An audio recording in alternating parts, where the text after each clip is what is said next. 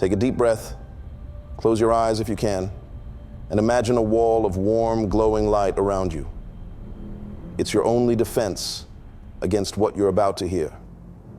It was just another long haul, the kind that keeps food on my table and gas in my tank. But this time, something felt different. The air seemed heavier, the shadows a little darker. I should have known to turn it down when I heard the client's name. Oprah. I know that sounds strange, but if you'd been behind the wheel that night, if you'd heard the whispers, the screams, if you'd seen the things I did, you'd understand why her name chills me to my core now. I thought it was just another delivery. Boxes, paper, electronics. But what I found in the back of that trailer, it still haunts me. And now, I can't shake the feeling that I've brought something back with me. Something dark, something that watches, something that whispers. So if you're ready, if you're brave enough, then lean in close, turn up the volume, and prepare yourself. Because this is a story you'll never forget. I got the call on a Tuesday morning, early before the sun had fully crested over the horizon, casting long, eerie shadows across my kitchen floor. I'd barely had my first sip of coffee when my dispatcher's number flashed on my phone. "Got a special one for you," he said, his voice crackling through the line like static. "High-profile client, top dollar, they requested you specifically." I should have been suspicious right then. After all, why would a celebrity like Oprah, a woman with endless resources and connections, be reaching out to a lone trucker like me? But $15,000 for a single haul?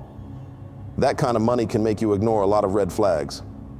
The pickup was in Miami, a city that always feels like it's holding its breath, humid, sticky, and alive with secrets. I rolled up to the address they gave me, a nondescript warehouse on the edge of the industrial district. It looked abandoned, the kind of place you'd expect to find rats, not high-end cargo. When I pulled my rig into the loading bay, I was met by a group of men, silent, stone-faced, and dressed in black. They moved with military precision, their eyes constantly darting to the shadows as if expecting someone or something to lunge out at them. They didn't say a word as they loaded the trailer, and I didn't ask any questions. But when I caught a glimpse of the boxes, my pulse quickened. They weren't the usual crates or pallets I was used to. They were plain brown boxes, each sealed tight with clear tape, stacked from floor to ceiling like coffins in a crypt. As I sat in my cab, waiting for the go-ahead to pull out, one of the men approached my window. He leaned in close, his breath fogging the glass. "Drive straight to the address we gave you. No stops, no detours, and don't open the trailer." I forced a nod, trying to ignore the chill that ran down my spine. He gave me a look, the kind that strips you down to your soul, and slapped an envelope against my dashboard. "Half now, the rest when you finish the job." When he turned and walked back into the shadows of the warehouse, I tore open the envelope. Thick stacks of cash stared back at me, crisp, clean $100 bills. More money than I'd ever held at once. Enough to drown out the nagging voice in the back of my mind telling me something was very, very wrong. But as I pulled onto the highway, my rig groaning under the weight of the mysterious cargo, that chill in my bones only grew stronger. I tried to shake it off, telling myself it was just nerves, just another run. But deep down, I knew better. Because the deeper I drove into the darkness, the more I felt like I was being watched. I kept the radio off as I drove, the low hum of the engine my only companion. The highway stretched out like a black vein beneath my wheels, the landscape slipping by in a blur of headlights and shadow. I tried not to think about the boxes in the trailer, but it was impossible. My mind kept circling back to them, the way those men had moved around them, their cold, watchful eyes as they loaded them in. It didn't add up. About halfway through the trip, just outside of Baton Rouge, my phone lit up on the passenger seat. The number was blocked. I hesitated, my heart thudding in my chest, before finally answering. "Yeah?" I said, trying to keep my voice steady. "Don't open the trailer?" the voice said. It wasn't the same man from before. This one was colder, more detached, like he was reading from a script. "No matter what you hear, no matter what you think you see, Just keep driving. The line went dead before I could respond, the call cutting off with a sharp click that echoed through the cab like a gunshot. I tossed the phone back onto the seat, my hands tightening around the wheel. What the hell had I gotten myself into? For the next 100 miles, every bump in the road, every rattle from the trailer felt like a threat, a reminder of the unknown cargo I was hauling across the country. Then just past the Texas state line, it started. At first, it was just a faint, almost imperceptible sound, a soft rhythmic tapping coming from the back of the trailer, like something shifting, struggling. I told myself it was just the boxes settling. Maybe one had come loose. But deep down, I knew that wasn't it. The tapping grew louder, more insistent. Then came the whispers. Faint, frantic, like dozens of voices overlapping in a frantic, desperate chorus. I tightened my grip on the wheel, my knuckles going white. I didn't dare look in the mirrors. I didn't want to see. But then, over the rush of the wind and the growl of the engine, I heard it. A scream. It was muffled, distant, but unmistakable. A raw, guttural wail that cut through the darkness like a blade. I felt my stomach twist, bile rising in my throat. I leaned forward, my eyes locked on the endless stretch of asphalt ahead, refusing to look back, refusing to acknowledge the horror just a few feet behind me.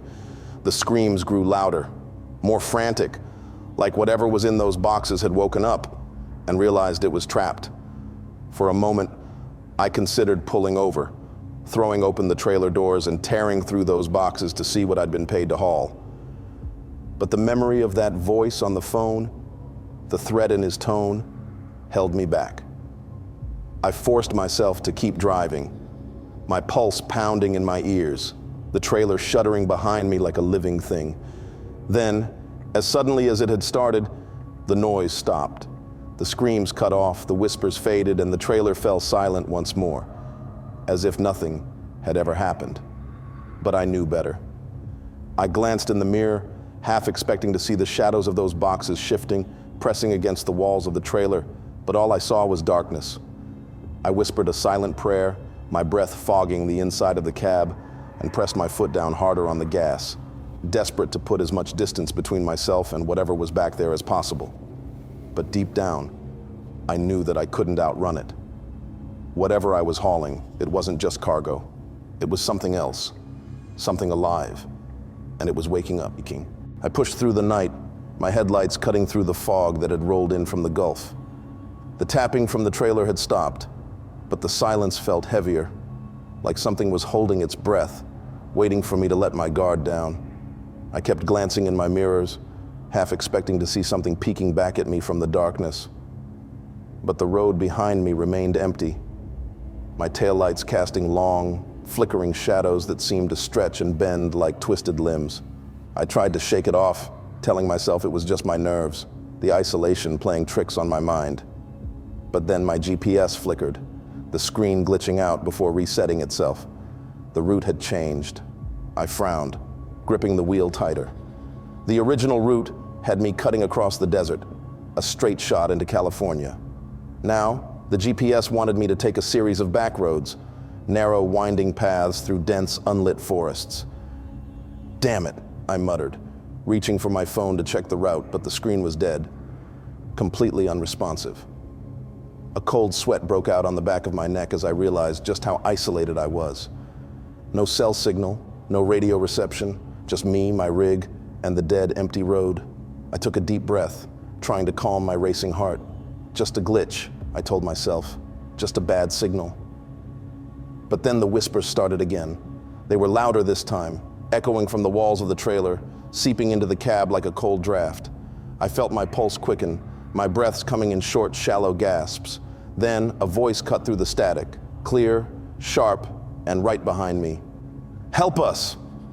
I slammed on the brakes, the rig lurching forward as my heart hammered against my ribs. My eyes shot to the side mirror, half expecting to see a face pressed against the trailer's thin metal walls, but there was nothing but darkness. I forced myself to keep moving, my hands trembling as I shifted gears and eased the rig back onto the narrow, twisting road. The whispers grew louder, their voices overlapping, blending together into a chaotic, desperate chorus. Help us. Help us. Help us.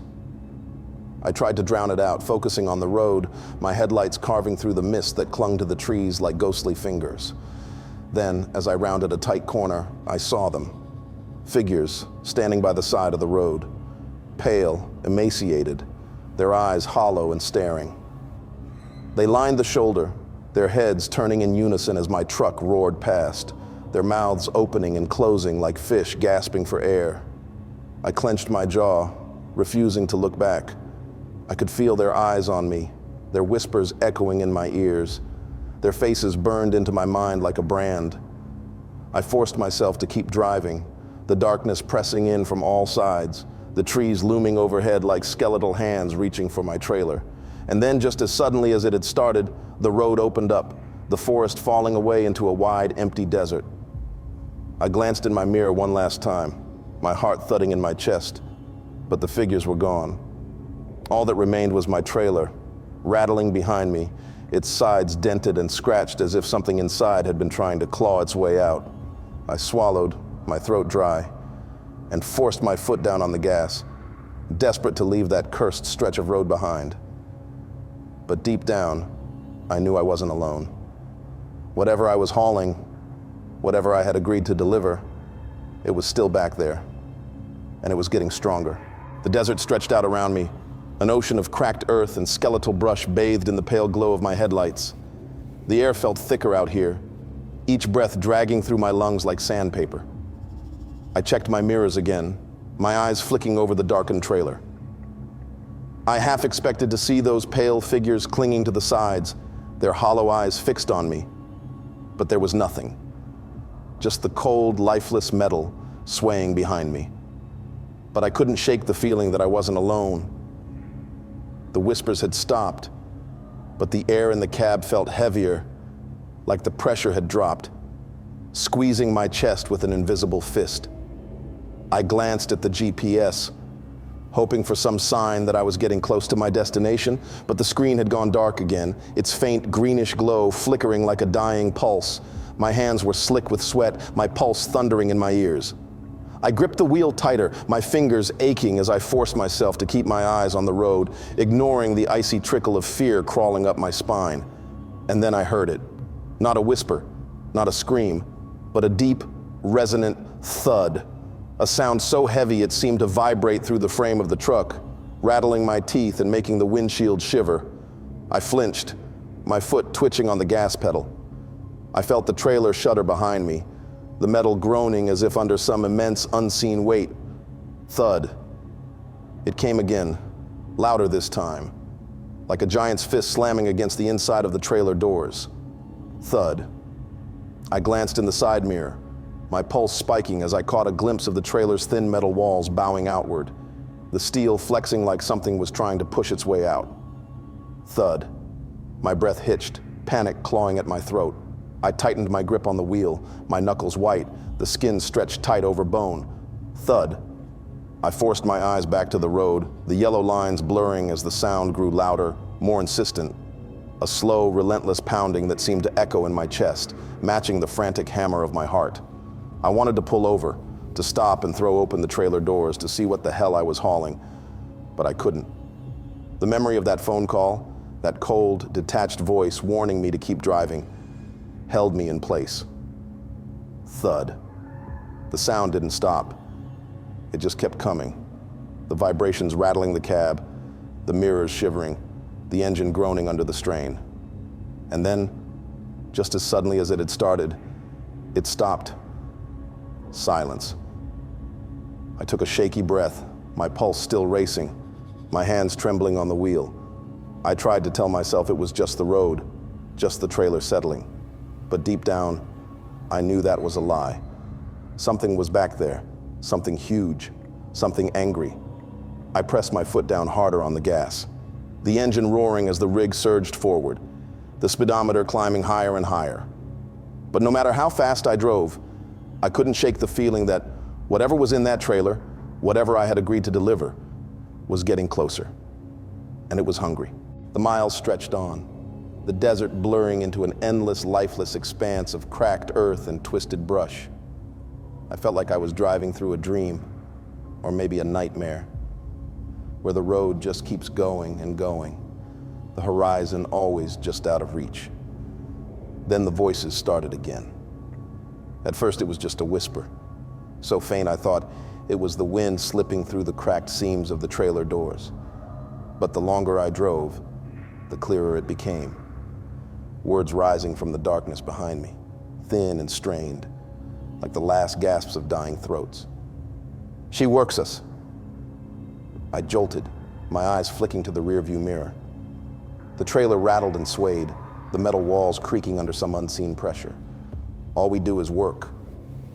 The voices overlapped, dozens of them, their tones twisted and warped, male and female, young and old, blending together into a desperate broken chorus.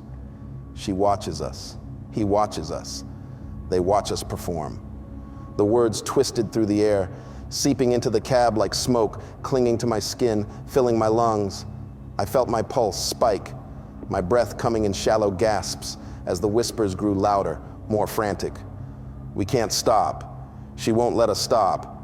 I gripped the wheel tighter, my fingers cramping, my knuckles white against the leather. I tried to drown them out, to focus on the road, but the voices wouldn't stop. They just kept coming, rising in pitch and intensity, like the wails of the damned.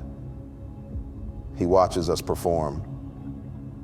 I felt a cold shiver crawl up my spine, my heart pounding so hard I thought my ribs might crack.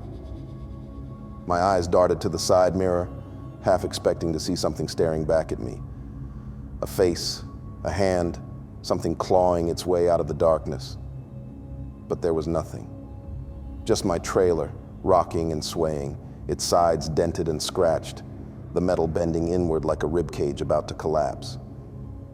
He watches. She demands. We perform.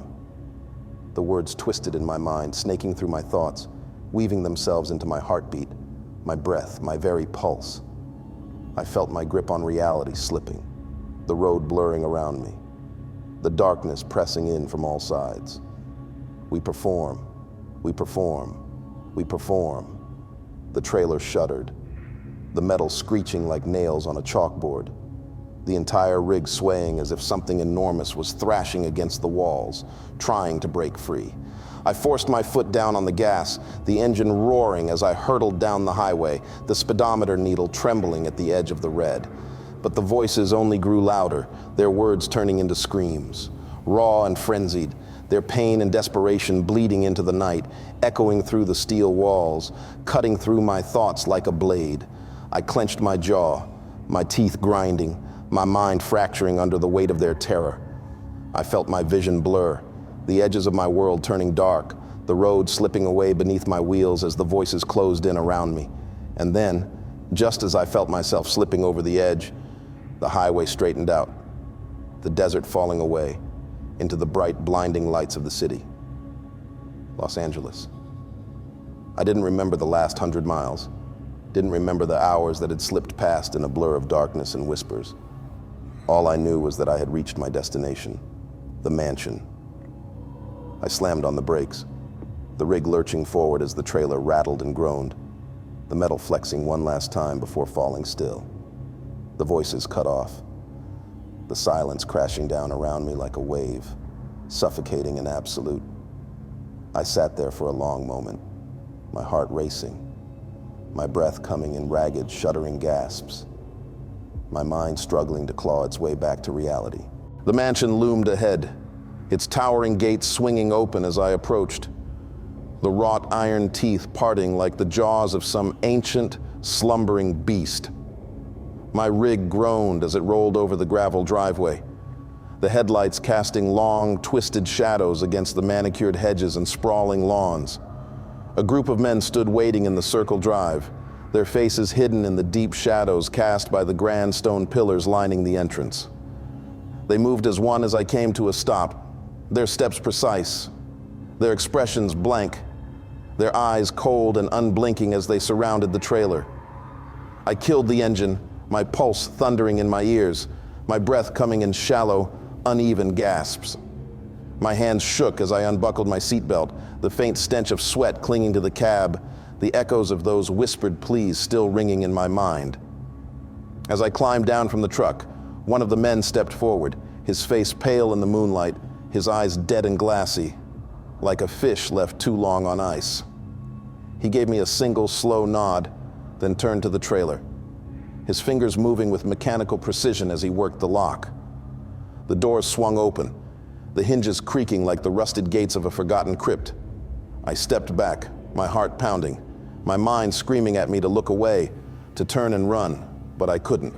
I was frozen, rooted to the spot, my eyes locked on the dark interior of the trailer as the men began unloading the crates.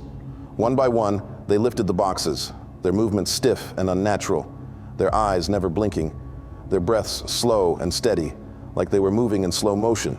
But as I peered into the trailer, my mind racing, my pulse thundering in my ears, I realized something was wrong. The trailer was empty.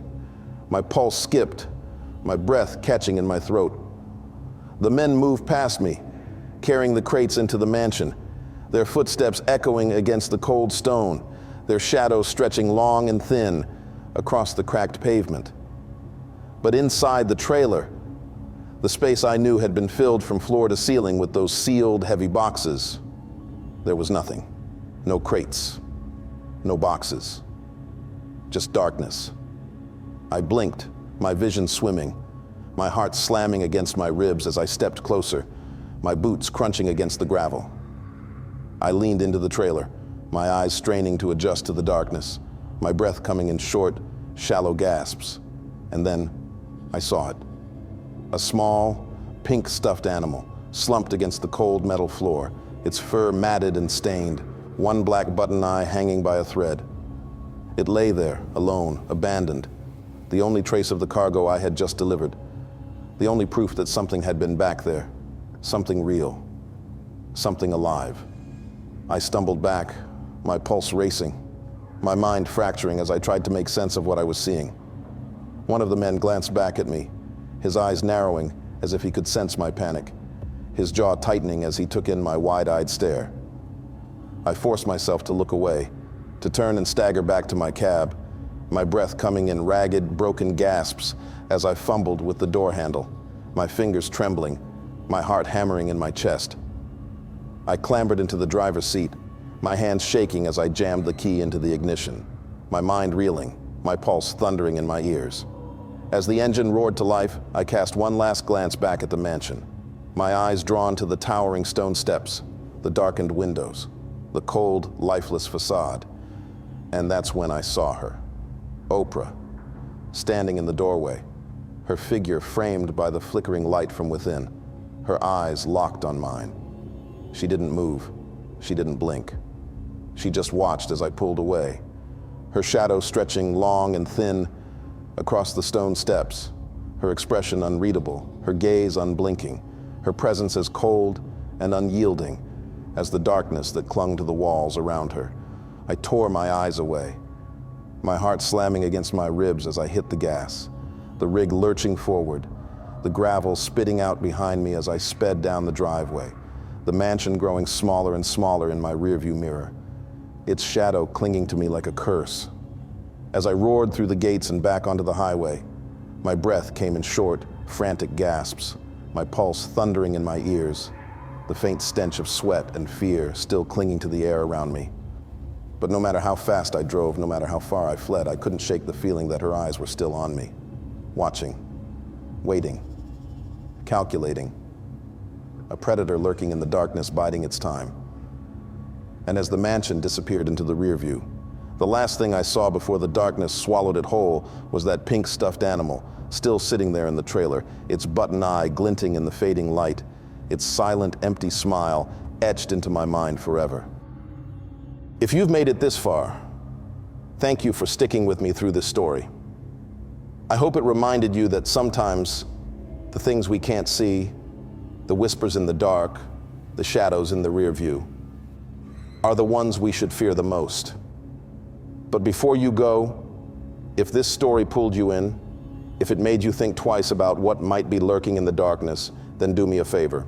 Hit that like button. It's a small gesture, but it helps this channel reach more people who love the strange, the unsettling, and the unknown.